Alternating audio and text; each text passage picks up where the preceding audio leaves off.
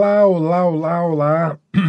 Seja muito bem-vindo, seja muito bem-vinda, professor André Adriano ao vivo, aí nesta tarde agradável a priori. Eu não sei o que está acontecendo no mundo, eu tô meio isolado hoje do mundo e das notícias, que eu tô sem celular, e sem celular parece que o mundo não tá acontecendo, né? Mas faz parte. O lado bom de estar sem celular é que eu tô sem as ansiedades que o mundo gera, eu não tô sabendo de guerras, de explosões, nada do gênero. O lado ruim é que eu tô sem o retorno de vocês, eu não fico o retorno aqui no computador, senão eu posso prejudicar a qualidade da nossa transmissão, então eu prefiro privilegiar a transmissão. Mas no finalzinho eu apareço aí no chat e qualquer dúvida você me procura lá em @professor André Adriano no Instagram pra gente bater aquele papo. Lembrando aí que concurso todo aprovado usa, aqui ó, o restinho aqui todo aprovado usa.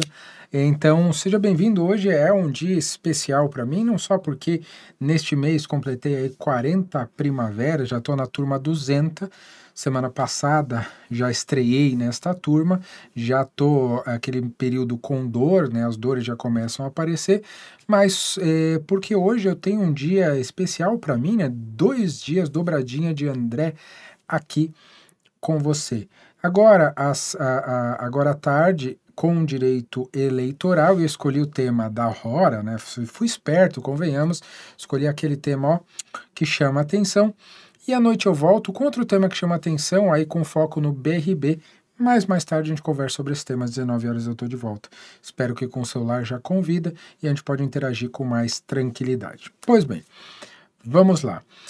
Primeiro dar boa tarde a vocês ao chat, fui dar um oi antes de começar, dei aquele oi e entrei aqui ao vivo. Como já mencionei, infelizmente hoje vai ser sem interação, mas acho que vai dar tudo certo. Muito bem, eu vim hoje aí substituindo a professora Raquel, e aí foi até, André, vamos fazer direito constitucional? Eu falei, não, por que não? Pegar o próprio direito eleitoral. Explico, o direito eleitoral ele é ou ele é filho, né, do direito constitucional. Na verdade, todos os ramos são, mas alguns são filhos mais queridos, outros menos queridos. O direito eleitoral é um dos mais queridos e mais próximos. Você vai notar que grande parte dos professores de direito eleitoral são também professores de direito constitucional, porque são matérias que dialogam muito bem.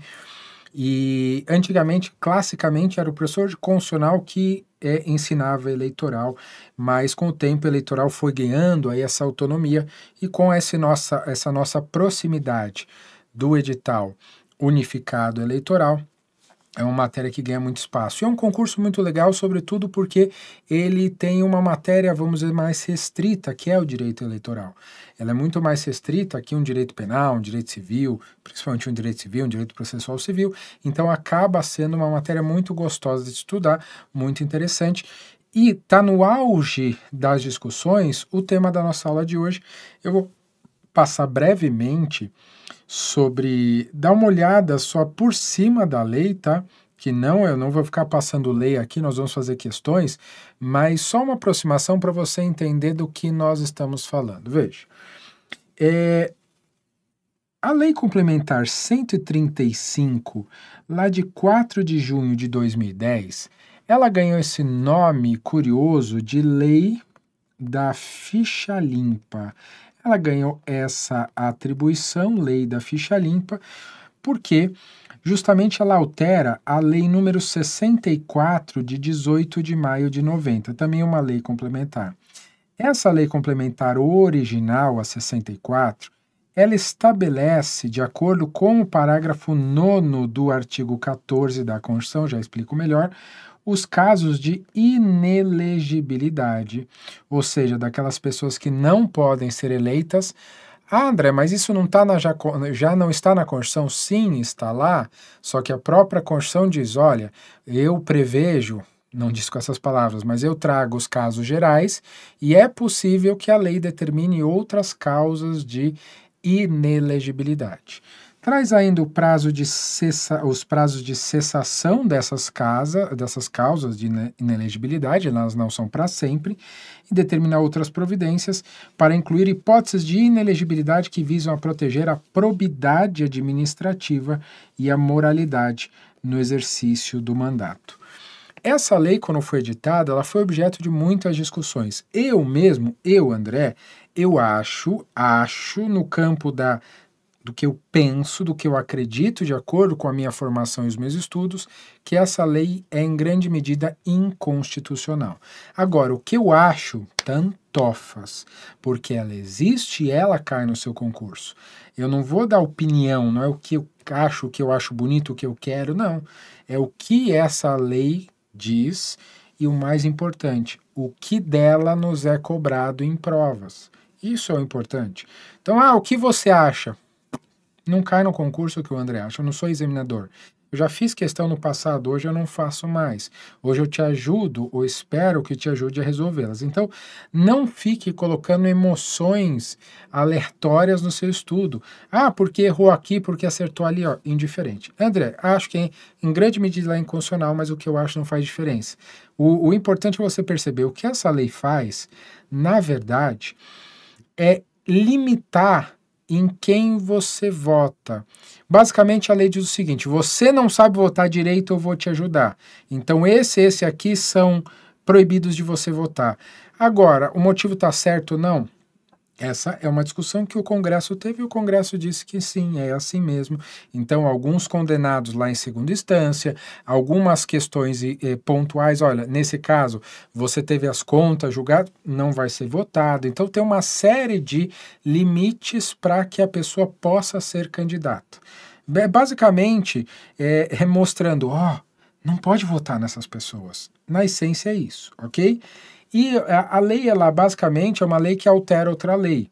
Então, se você abrir a lei 135 no Planalto, você vai ver que ela é uma lei que fica alterando uma terceira lei, que é a Lei Geral da Inelegibilidade, lá a Lei 64 de 90.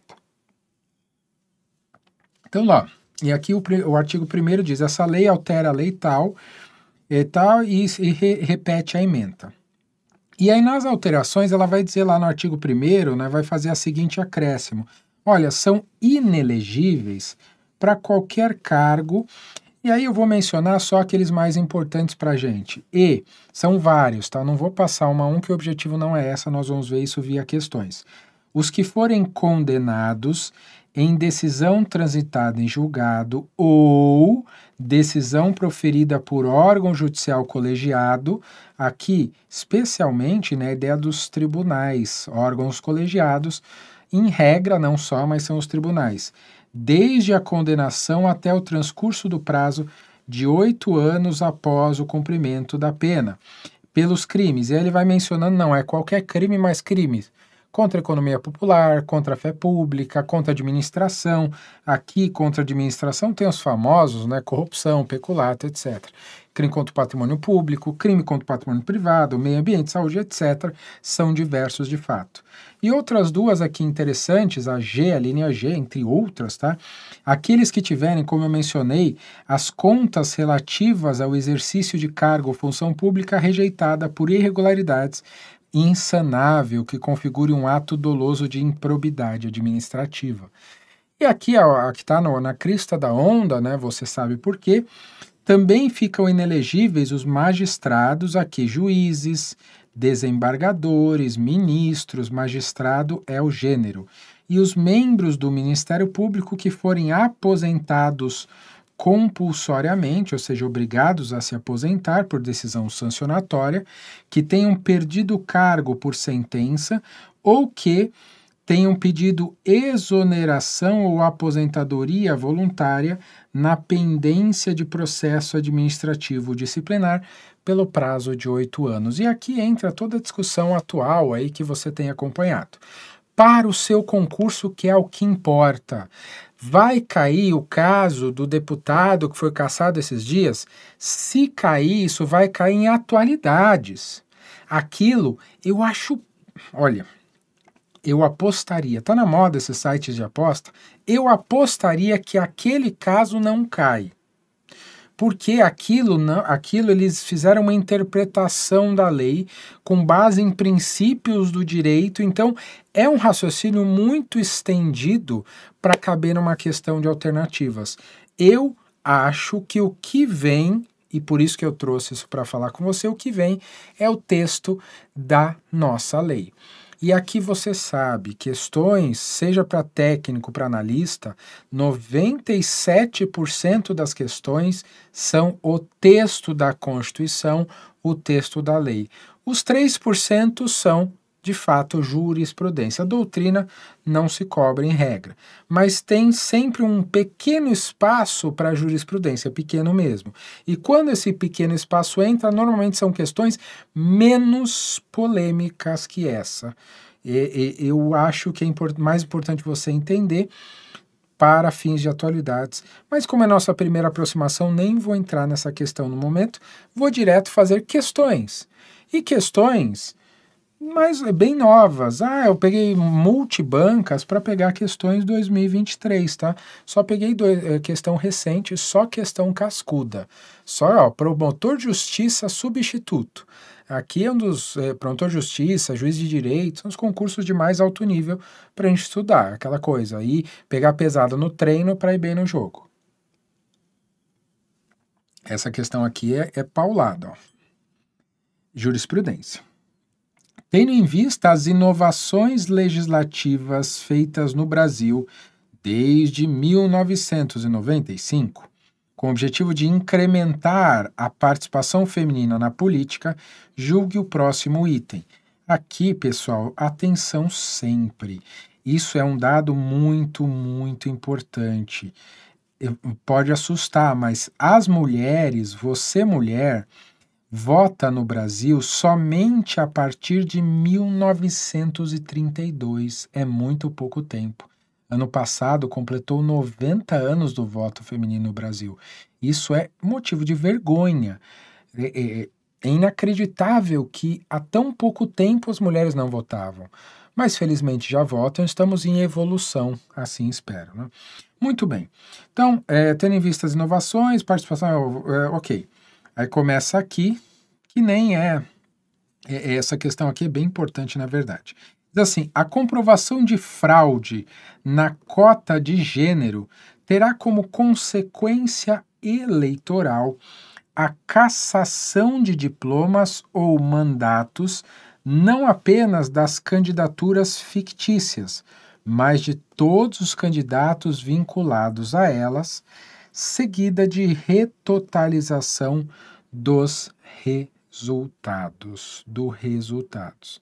Olha só que importante, que importante. O que acontece aqui? Nós temos aí uma tentativa legislativa de fazer a gente votar melhor. E uma das formas de fazê-lo é forçando a igualdade, forçando a isonomia e igualdade material. Então é facilitando, ou dando aquele empurrãozinho para mais candidaturas femininas. E por que nós temos mais candidaturas masculinas? É aquela estrutura que nós temos já de um machismo histórico, de um racismo histórico, que infelizmente faz parte da construção na nossa sociedade. O diferencial é nós tentarmos melhorar como sociedade, permitir aí o máximo de igualdade de condições possíveis.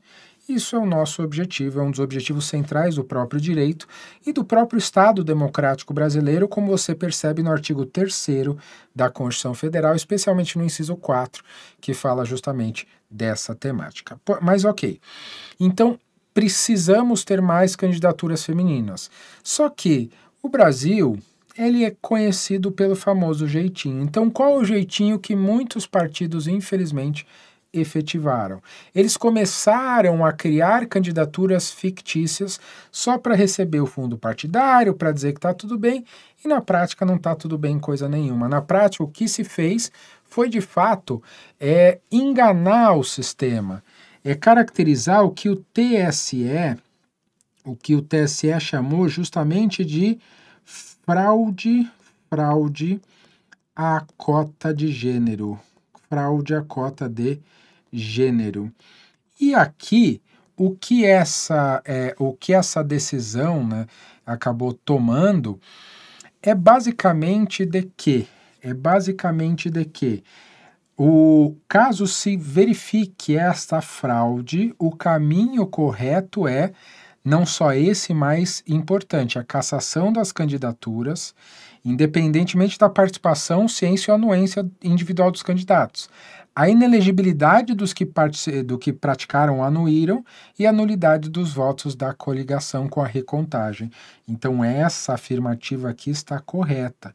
Então, o TSE vem tomando, e aqui você percebe isso, até pelas notícias, o TSE vem sendo, na última eleição, ele foi muito mais ativo do que na eleição anterior. Ele está tomando posturas muito mais ativas no combate à fraude do que no passado.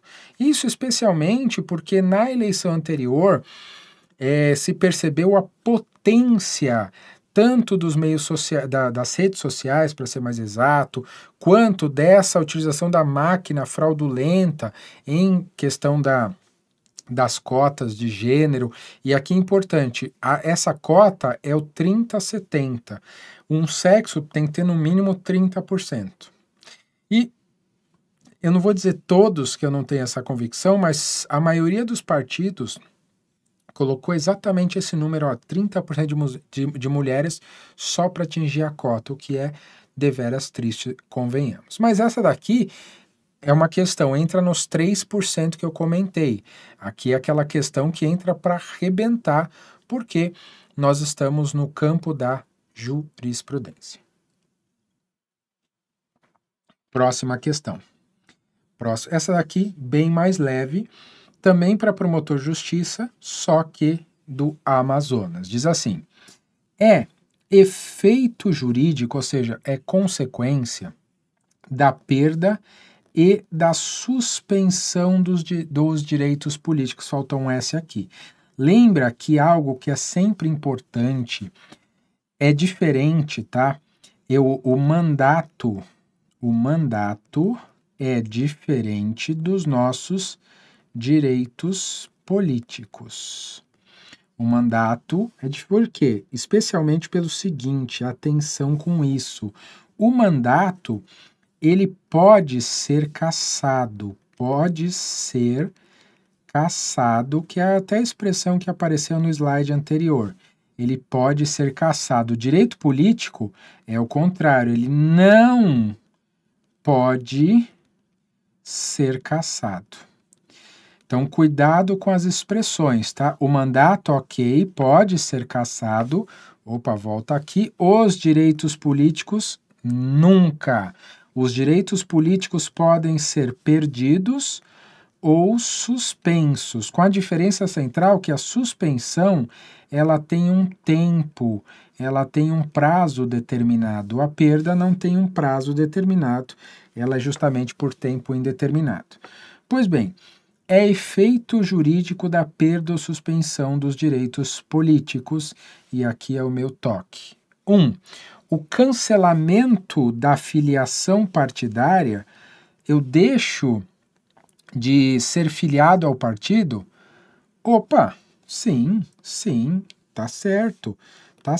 Isso daqui é o texto, a afirmativa 1, tá lá no artigo 22 da Lei dos Partidos. Lei dos Partidos. Eu deixo de ser filiado se eu não tenho direitos políticos. Para você se filiar a um partido, o mínimo que eu exijo de você são os direitos políticos. A afirmativa 2. A perda de mandato eletivo. Tá certo, Arnaldo? Opa, isso tá na Constituição. Tá lá no artigo 55 da Constituição Federal. Então tem que ter 1 e tem que ter 2. Aqui eu já elimino 3 assertivas, né? Aqui não tem a 2. Tá no artigo 55, eu vou perder o mandato. O mandato, ele é consequência de ter direitos políticos. Então, o mínimo para você ter mandato é ter direitos políticos. Se você não tem direitos políticos, você consequentemente perde o mandato. O mandato é o pressuposto. Se você perder o pressuposto, você perde a consequência também. Na sequência, 3, a impossibilidade de ajuizar a ação popular. Tá certo? Isso sim. Para você ajuizar a ação popular, para ação popular, está lá no artigo 5º da Constituição, no próprio artigo 5º da Constituição, para você ajuizar a ação popular, para ação popular, o que que você precisa? Você precisa ser cidadão. E quem é o cidadão? Aquele que tem direitos políticos. Se você não os tem, se você está com eles perdidos ou suspensos, você não tem. Portanto, eu já sei que a alternativa E de escola, todos os itens estão corretos. E para terminar... Ah, não, tem mais dois ainda, né? A impossibilidade da iniciativa popular também está correto. Iniciativa popular é a possibilidade lá do 14, artigo 14 da Constituição, que é cada um de nós podemos apresentar aí em conjunto, né, 1% do eleitorado nacional, podemos apresentar um projeto de lei ao Congresso Nacional, mais especificamente à Câmara dos Deputados. E por fim, você fica com impedimento tanto de votar quanto de ser votado. Sim, esse é o componente completo dos nossos direitos políticos, esses dois lados. Ok? Essa daqui são consequências necessárias, são consequências claras. Eu achei uma questão mais fácil, embora ela pegue vários dispositivos de vários espaços diferentes. Mas aqui o que nós vamos vendo é, a primeira questão de promotor foi buscar temas de jurisprudência, os 3% que eu falei. A segunda questão também de promotor de justiça foi buscar a lei. Eram 5 assertivas e as 5 que diziam respeito à lei.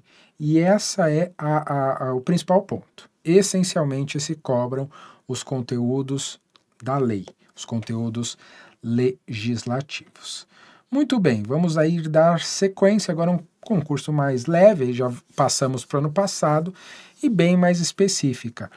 Diz lá, a Lei Complementar 135, que é a nossa lei objeto de conversa, também chamada Lei da Ficha Limpa, alterou a Lei Complementar 64 de 18 de maio de 90, que fez aí exatamente 33 anos esse ano. Muito bem. Com base nas alterações, são inelegíveis. Essa daqui é legal, que a gente consegue trabalhar um pouquinho os principais assuntos da nossa lei, né? Então vamos lá. Então, com base, vamos lá. 1. Os que tenham contra sua pessoa representação julgada procedente pela Justiça Eleitoral, em decisão transitada em julgado, ou proferida por órgão colegiado,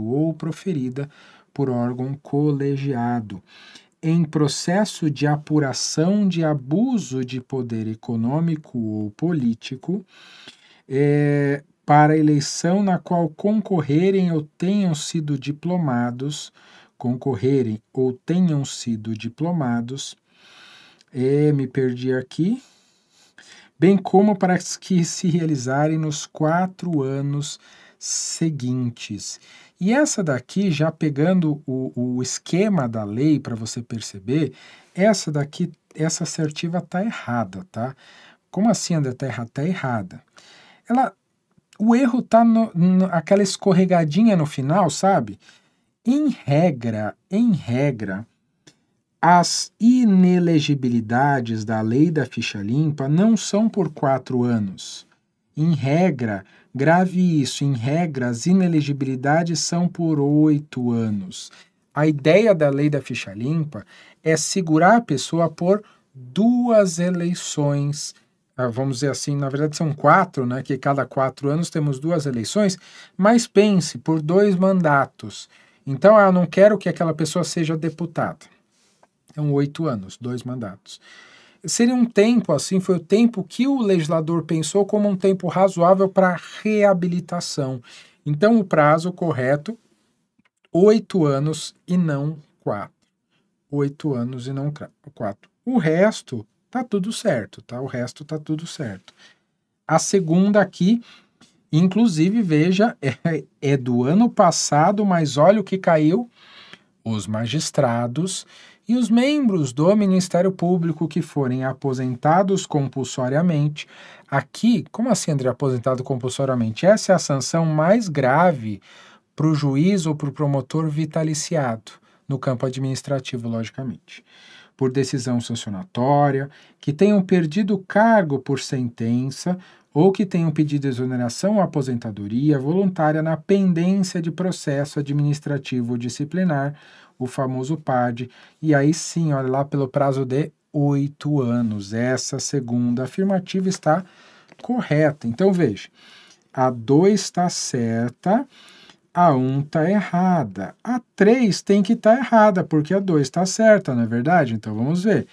Aos que forem condenados em decisão transitada em julgado ou proferida por órgão judicial exclusivamente pelos crimes contra a economia popular, fé pública, administração pública e patrimônio público. Não, né, amigo?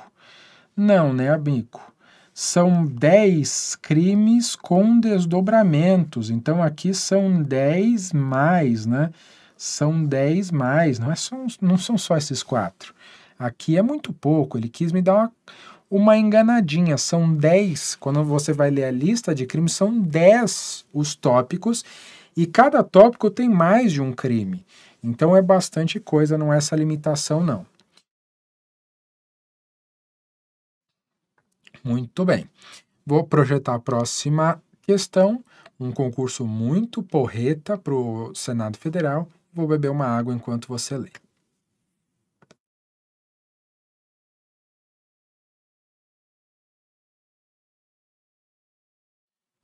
Muito bem.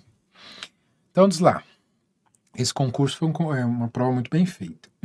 João, em 2020, foi condenado em sentença judicial transitada em julgado.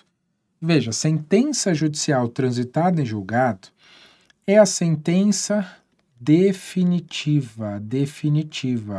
E por que ela é definitiva? Porque ela é irrecorrível. É uma característica que ela adquire dentro do processo. Só para esclarecer, a Constituição, ela afirma que a nossa presunção de inocência está no artigo 5º, 57, perdura até o trânsito em julgado da sentença penal condenatória. Ou seja, enquanto há processo, eu sou presumido, é uma presunção relativa, obviamente, presumido inocente. A certeza que inverte essa presunção ocorre quando a decisão condenatória se torna irrecorrível, ou seja, dentro daquele processo ela não mais pode ser modificada. Isso não impede que no outro processo se modifique. Isso é possível, só que, convenhamos, é mais difícil. Isso é o chamado processo de revisão criminal. Então, se você ouvir alguém falar, não, mas isso é mentira, tem recurso depois da trânsito julgado. Não é recurso, tem uma outra ação. Você pode se utilizar da revisão criminal, que é uma ação que não tem prazo, que o único requisito básico dela é que tenha havido o trânsito julgado, e aí você vai lá no artigo, sempre erra o número 621 ou 631 do CPP, e você vai lá, se tiver uma prova nova, prova de nulidade, etc, etc, você pode buscar a revisão de uma condenação definitiva transitada em julgado. De resto, recurso não cabe.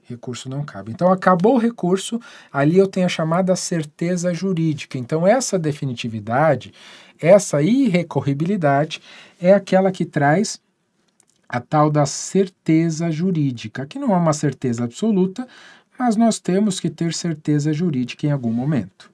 Muito bem, o João foi condenado em sentença definitiva à sanção de 5 anos de suspensão dos direitos políticos. Lembrando que suspensão tem um prazo. Em razão da prática de ato doloso de improbidade administrativa, inclusive hoje você sabe, não tem mais ato culposo de improbidade, ele foi revogado, enquadrado na lei de improbidade. Sobre a hipótese apresentada, à luz da sistemática vigente, é correto afirmar que João A. Ficará inelegível até 2025? Veja, por partes. Não está errado. Qualquer que tenha sido a tipologia, não. Por quê? Ele tem esses 5 anos iniciais decorrentes da condenação, mas ele pode ter mais tempo a depender do tipo de ato de improbidade. Lembrando, quando nós falamos de improbidade administrativa, há 3 tipos de improbidade com prazos diferentes. Eu tenho a improbidade mais grave, que é o enriquecimento ilícito. Essa é a mais grave. Eu tenho a improbidade, a segunda, a intermediária, que é aquela que causa dano à administração, e eu tenho a terceira, que é a infração a princípios administrativos. Então, cada uma tem a sua lógica própria. André, não tinha uma quarta? A quarta passou a compor essas 3 anteriores.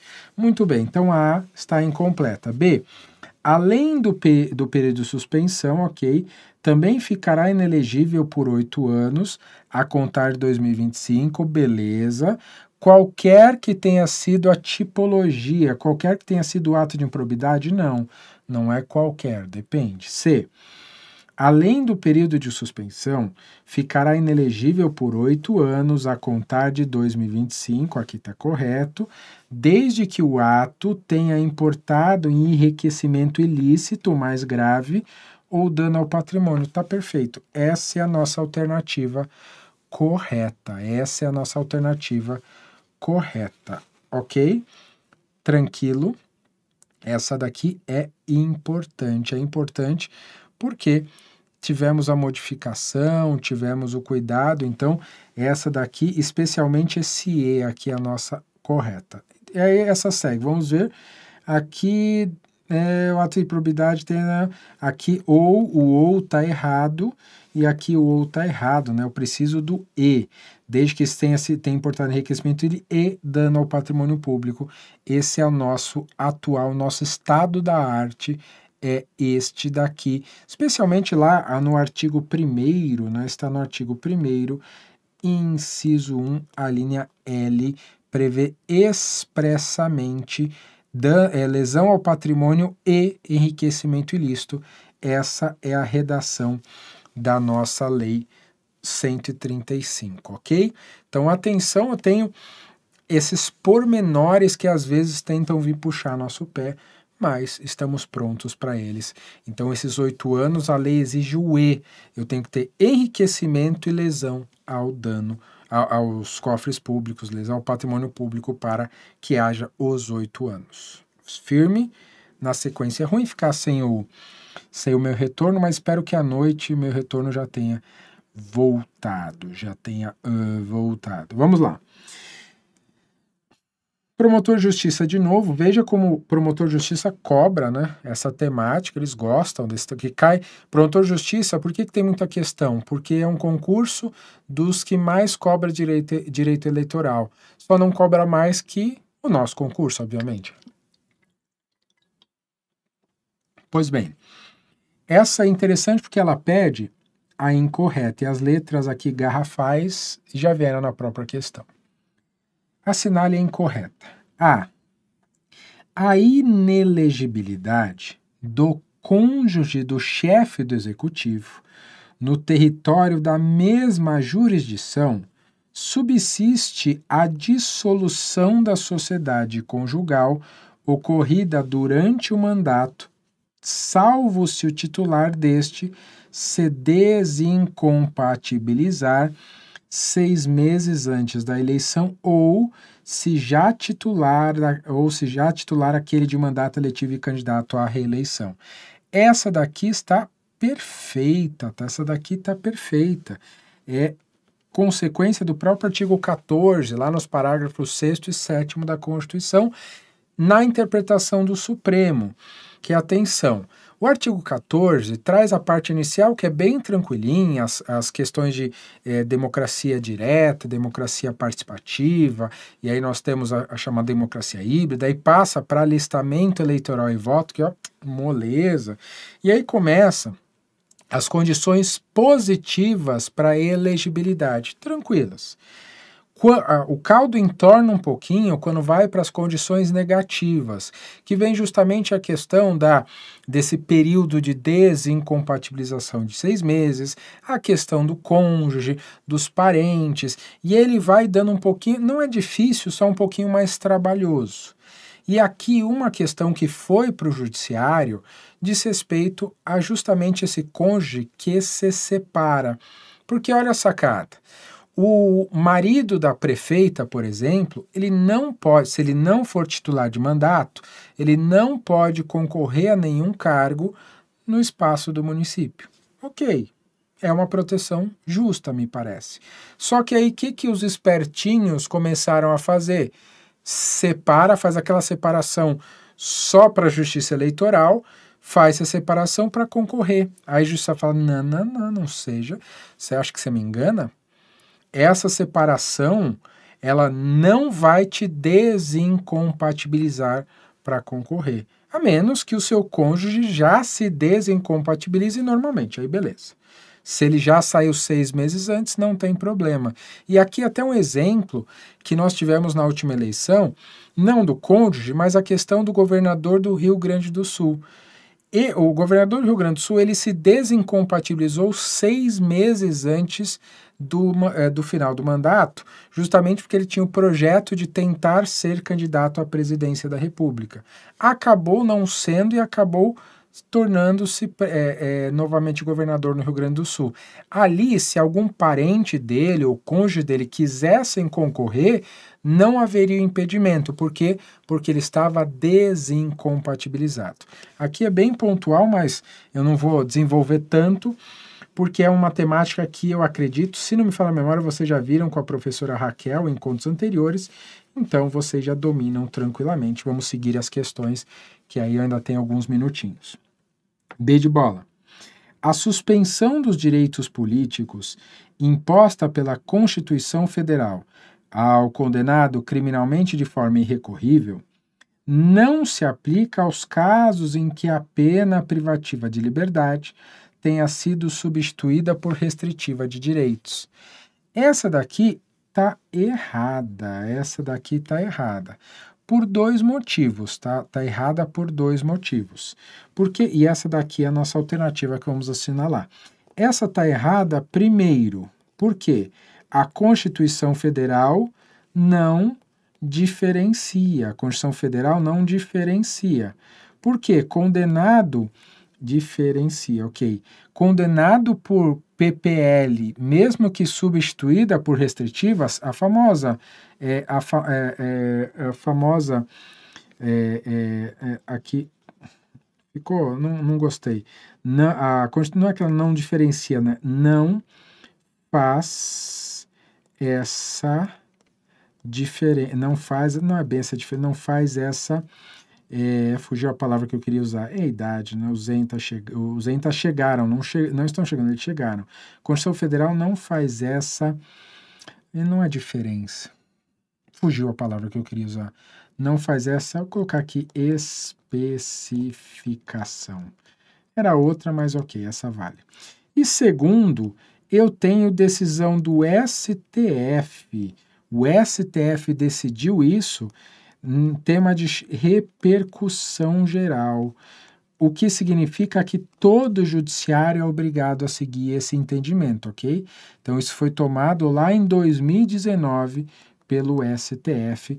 Então, se o sujeito foi condenado e para ter PRD, como regra, ele tem uma pena de prisão de até 4 anos. Toma 4 anos, só que o juiz substituiu isso por uma prestação de serviços à comunidade, por exemplo. Ele vai ter, no mesmo período, a suspensão dos direitos políticos. Por quê? O motivo da suspensão não é a pena em si, é a condenação. É a condenação. A pena, ó, indiferente. Ok? Durante o período da pena, ele fica sem direitos políticos, beleza? Então essa é a nossa incorreta, essa é a nossa alternativa que está errada, As outras duas têm que estar certas, né? Mas vamos só validar porque é importante. C de casa, a inelegibilidade constitucionalmente prevista decorrente da existência de relação conjugal com o chefe do executivo no território da mesma jurisdição, cessa na hipótese em que a ruptura daquela decorrer da morte do titular do mandato. Então, essa daqui, ok, está correta, porque eu tenho aqui um tema de repercussão geral, é o tema 678, que é para se contrapor ao caso desta daqui, que eu esqueci de colocar, né, a súmula vinculante 18, que fala justamente isso. Então, a dissolução da sociedade no curso do mandato não afasta a inelegibilidade. Agora, se o cônjuge morrer, aí é diferente. Aí, ok, pode o cônjuge, que é o chamado superstite ou sobrevivente, aí ele pode se candidatar. Dedidato. As hipóteses de perda e suspensão dos direitos políticos constitucionalmente previstas caracterizam-se pela taxatividade, que também pode aparecer a expressão como rol taxativo, diferente das hipóteses de inelegibilidade, que são expansíveis por lei complementar. Exatamente isso, e até o foco, né, até o enfoque da nossa conversa é justamente a lei que amplia a situação de inelegibilidade, ok? Beleza, tranquilidade. Então, dando sequência aqui, tempo para mais uma, e eu vou beber uma água enquanto você lê a questão 6.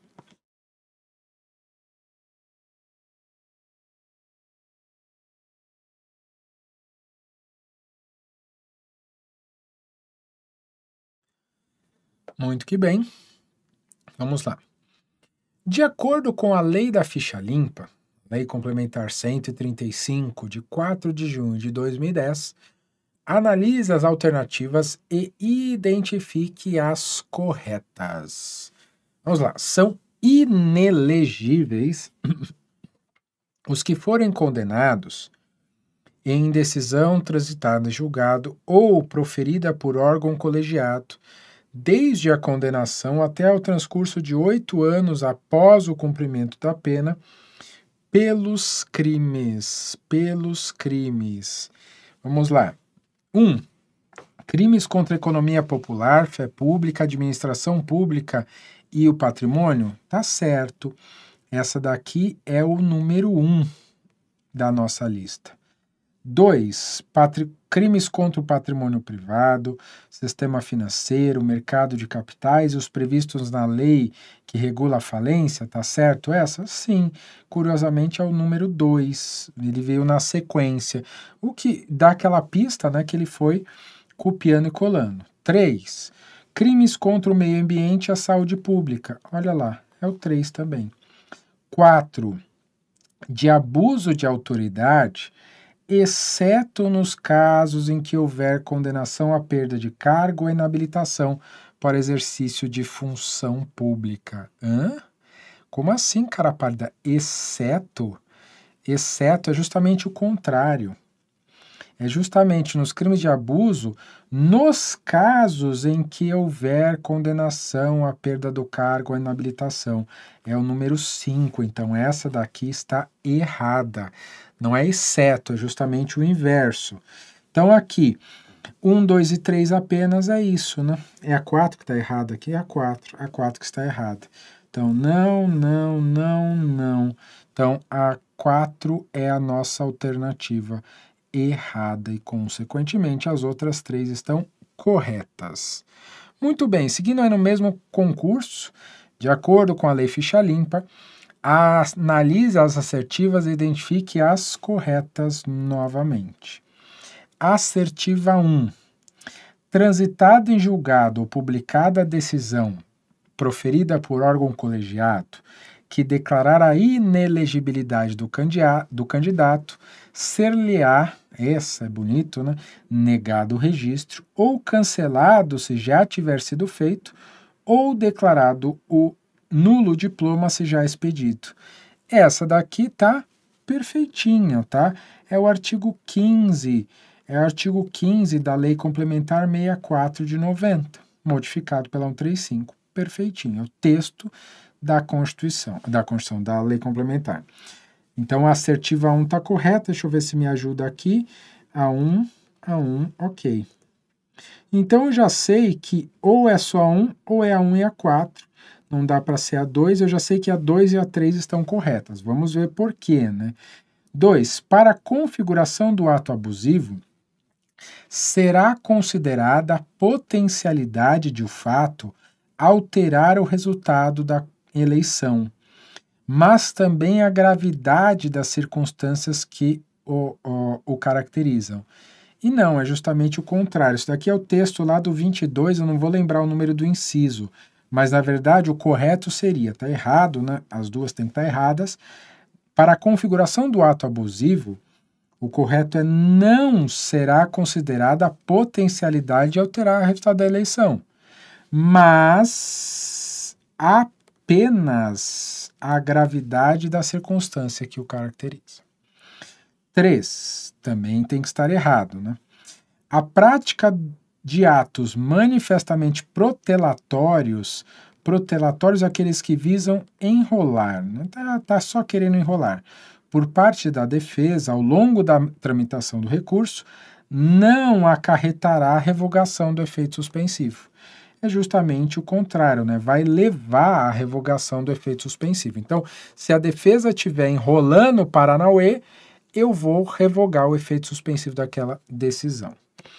E a 4, aí a nossa questão, para ver se essa está certo ou não, diz assim: o Ministério Público e a Justiça Eleitoral darão prioridade sobre quaisquer outros aos processos de desvio ou abuso do poder econômico ou do poder de autoridade, até que sejam julgados, ressalvados habeas corpus e mandado de segurança. Essa daqui está correto, é a modificação lá do 26B da nossa Lei Complementar 64 de 90, portanto a B de bola é nossa alternativa correta, Muito bem, questão de número 8 aqui, outra enorme, e aqui essa é de juiz, da FGV, eu vou acabar com essa aqui, que já se aproxima os nossos estertores, são questões pesadas, eu sei, e o objetivo é esse, né, te cansar no treino para você estar bem no jogo. Sobre a perda ou suspensão dos direitos políticos, analise as afirmativas a seguir. 1. Com a vigência da Constituição Federal de 88, após a redemocratização do país, a cassação de direitos políticos tornou-se apenas uma hipótese de suspensão. Não existe cassação de... Não precisa nem ler o resto. Não existe cassação de direitos políticos. Não existe cassação de direitos políticos. Grave. Não existe cassação de direitos políticos. Muito bem.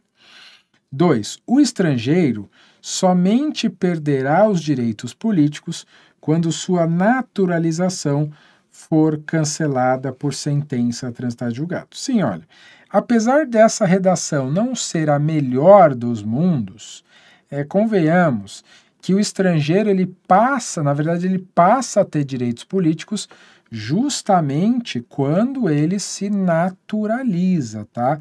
Originariamente ele não tem direitos políticos, mas quando ele se naturaliza, ele passa a ter. Então, uma vez naturalizado, ele passa a ser brasileiro, deixa de ser estrangeiro, e aí ele vai perder os direitos se ele tiver cancelado, ok. Não está bem escrito, mas ok. 3. Então, um errada, 2 certos. Deixa eu ver. Um errada. Tem que ser... Essa está certa.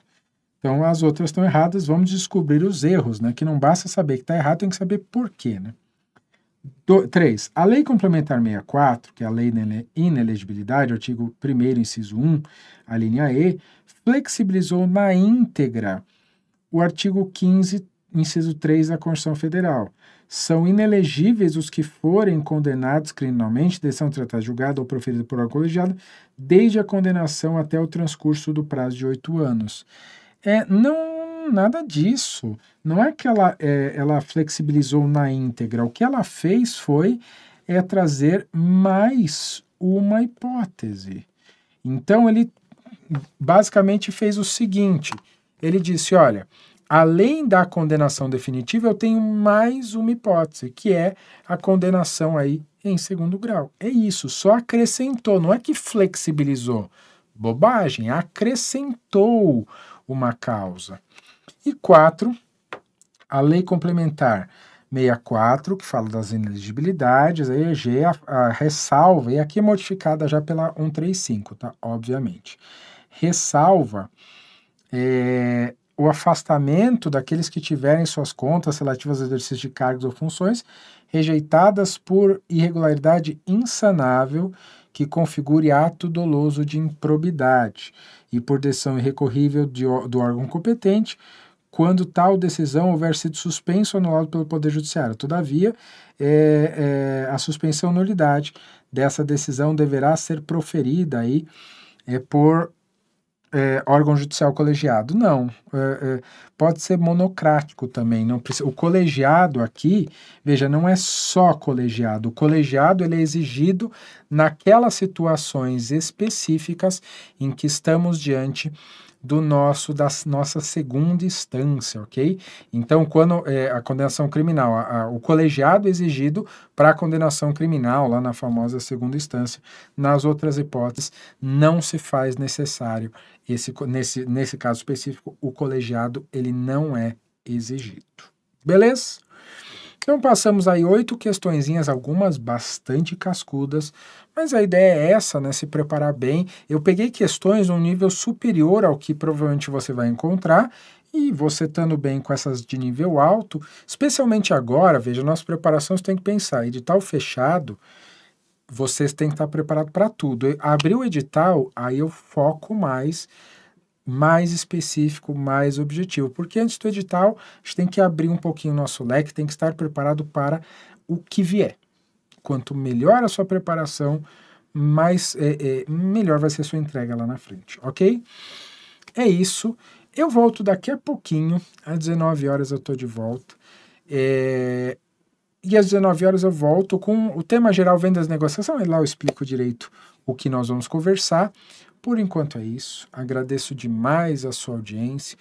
Lembra que concurso todo aprovado usa. Se for fazer a inscrição, lembra do cupom Adriano5, Adriano5, de André Adriano, Adriano5, que aí você ganha 5% na sua assinatura. Siga firme, o mais importante, siga estudando, aproveita, tem aula gratuita o dia todo. Aulas de qualidade, professores empenhados na nossa melhor propaganda, que é a sua aprovação. Fico por aqui, aguardo você hoje às 19 horas. Essa semana tem, além de hoje às 19 horas, tem mais 2 encontros comigo, hein? Semana tá cheio de André. Espero que siga assim. É sempre um prazer e uma honra estar aqui com você, levando essa bandeira em frente e torcendo aí e incentivando a sua aprovação. Até a próxima, pessoal.